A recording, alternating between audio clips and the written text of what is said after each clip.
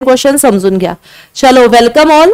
जे लोक नवीन येतात आहेत त्या लोकांनी ना चॅनलला सबस्क्राईब करत चला, जेणेकरून तुम्हाला माझे शॉर्ट व्हिडिओज, लाईव्ह लेक्चर्स आणि काही पोस्ट मी टाकते, क्वेश्चनच्या ज्या पोस्ट असतात त्या पण तुम्हाला रेग्युलर मिळत जाईल. ओके चला.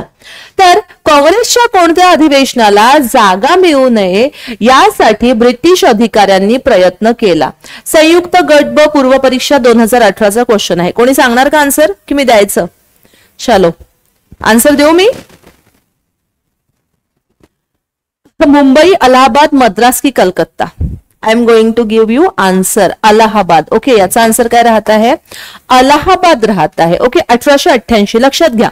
राष्ट्रीय काँग्रेसची स्थापना कधी झालेली आहे? तर 1885 मध्ये स्थापना झाली. 85, 86, 87, 88 म्हणजे आता राष्ट्रीय काँग्रेसच्या स्थापनेला 4 वर्ष होतात आहे. 4 वर्षात काय झालं? तर डेफिनेटली आता जे प्रतिनिधी होते ना हे प्रतिनिधी वाढलेले आहे. म्हणजे ज्या वेळेला राष्ट्रीय काँग्रेसची स्थापना करण्यात आलेली होती त्यावेळेला 72 प्रतिनिधी तिथे प्रेझेंट होते.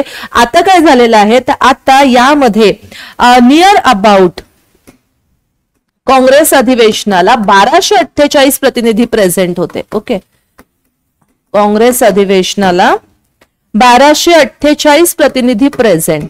मग प्रतिनिधी वाढलेत की नाही? तर डेफिनेटली वाढले आहेत. ओके झालं असं होतं की 1887 मध्ये काय झालं, काँग्रेसवाले ना ब्रिटिशांना बोलायला लागले किंवा त्यांच्या ज्या काही पॉलिसीज होत्या त्या पॉलिसीला अगेन्स्ट करायला लागलेले होते. आणि मग त्यावेळेला आपले जे लॉर्ड डफरिन होते, जेव्हा भारताचे व्हॉइसरॉय होते त्या काळामध्ये, हे लॉर्ड डफरिन म्हणे तुमची काँग्रेस, म्हणजे ते काँग्रेसला अपोज करायला लागले. काँग्रेसची अवहेलना लॉर्ड डफरिनने सुरू केली आणि ब्रिटिशांची अवहेलना ह्या काँग्रेसच्या प्लॅटफॉर्मवरून व्हायला लागली. आणि मग कुठेतरी असं लक्षात आलं होतं की आपण ज्यासाठी काँग्रेस सुरू केलेली होती, आता काँग्रेसचा जो मार्ग आहे तो काय झालेला आहे, तिथे लोक पण इन्क्लूड झालेले आहे आणि मार्ग वास्ट व्हायला लागला. त्यांच्या ज्या डिमांड्स होत्या त्या देखील काय त्या ठिकाणी वाढायला लागल्या होत्या. आणि आता मग डफरिन किंवा ब्रिटिशांनी ठरवलं की नाही आता ना काँग्रेसचं आपण अधिवेशनच भरू द्यायचं नाही.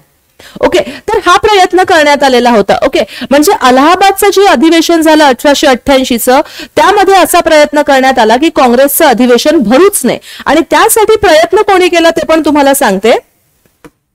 अलाहाबादचा गव्हर्नर होता.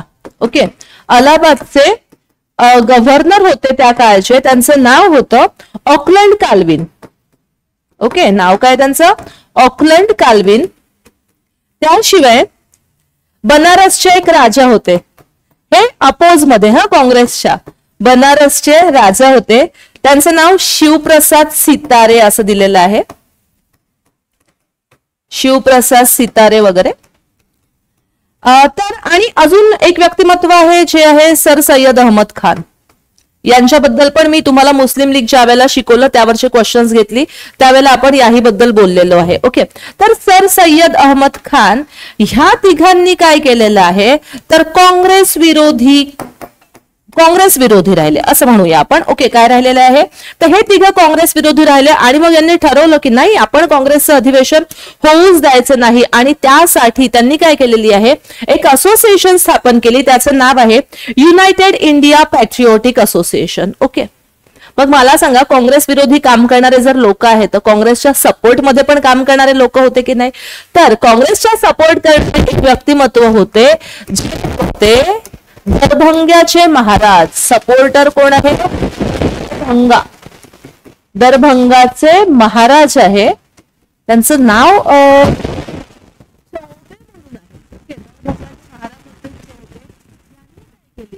अधिवेशनासाठी दरभंगाचे महाराज चौथे सपोर्टर जे आहे तर अधिवेशनासाठी जागा मिळवून दिली. अधिवेशनासाठी काय आहे तर जागा मिळवून दिलेली आहे.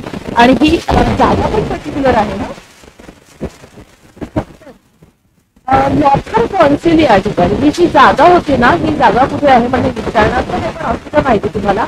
लॉथर कौन्सिल या ठिकाणी ही जागा होती. ओके म्हणजे असं म्हणतात की दरभंगाच्या महाराजांनी ती विकत घेतली आणि काही ठिकाणी असं सांगण्यात आलेलं आहे की नाही ती रेंजमध्ये गेली होती आणि काँग्रेसच्या अधिवेशनासाठी देण्यात आली. ओके तर हा पूर्ण बॅकग्राऊंड झालेला आहे अलाहाबादच्या 1888च्या अधिवेशनाचा. क्लिअर? ओके कन्सेप्ट क्लिअर होतात आहे. चला पुढच्या गोष्ट